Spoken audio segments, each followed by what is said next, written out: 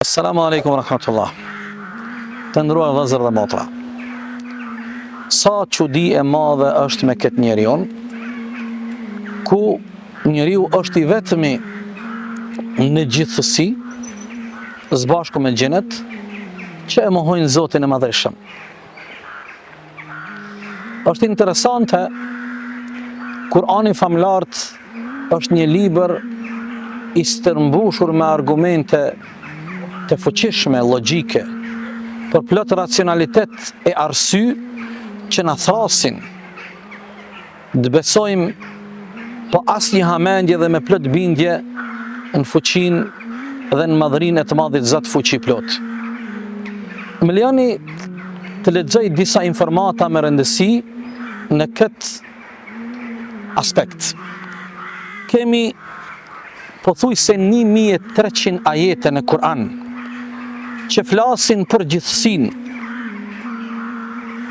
Shumica për këtyre vargjeve të Kur'anit kanë karakter shkencor. E disa prej ajeteve të Kur'anit gjatë periudhave të caktuara kohore janë konfirmuar si mrekulli shkencore. Shumë nga këto mrekulli kuranore, të gjitha në fund përfundojnë në atë që dëshmojnë madhrinë e të Madhit Allah fuqi plot.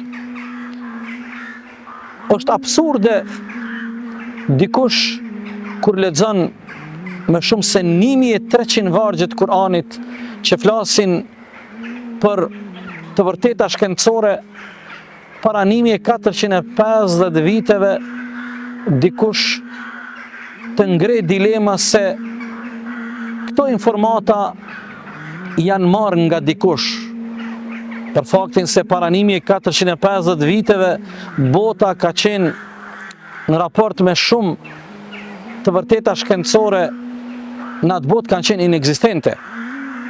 Por ja që njerëzit, një pjesë për tyre vazhdojnë me kokëfortësi, me kryeneqësi, me përplot mendjemadhësi, vazhdojnë dhe këmbgulin në rrugën e mohimit. Të gjithë njerëzit, besimtar jo besimtar, musliman jo musliman, e shohin gjithësinë, e shohin diellin, e shohin hanën, yjet, oqeanët, lumejt, kodrat, bjeshkt, malet, numrin e madh të kafshëve, krijesa pafund. Të gjitha këto, çka dëshmojnë? Të gjitha këto, çka tregojnë? Mirë, ju lutem, a kish me besu dikush prej neve nëse ne kishim me thënë një grumbull i madh i hekurit shpërthej një zjarr i madh dhe pa pritmasi si rjedhoj i atij zjarrit i cili shpërthej nga ai grumbull i madh i hekurit na doli një aeroplan më moderni, më i sofistikuari. E pranojmë ne sot një informat të tillë. Sigurisht se kjo do të konsideroj një tallje. Bukur. Edhe unë po pajtohem se është tallje. Askush nuk e pranon. Pyetja logjike është kjo. Po dielli dhe sistemi diellor me precizitetin e tij, po hëna, po oqeanët, po lumejt, po toka, po kodrat, malet, bjeshkt, a ka mundësi se ato erdhen vetvetiu? A ka mundësi se ato vetëm ashtu duken dhe për një moment ndodhen? Asnjëherë.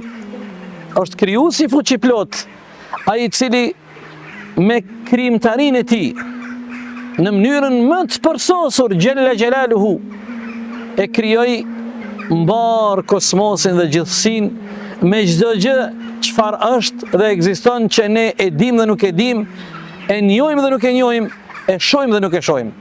Prandaj është me të vërtet e dhimbshme, është krim, nëse ky njeri me të vërtet është krim, nëse ky njeri vazhdon me kryenetësi, me kokfortësi, me vazhdu rrugën e mohimit dhe jo rrugën e nënshtrimit dhe dorëzimit para madhërisë dhe fuqisë të Allahut te baraka ve taala.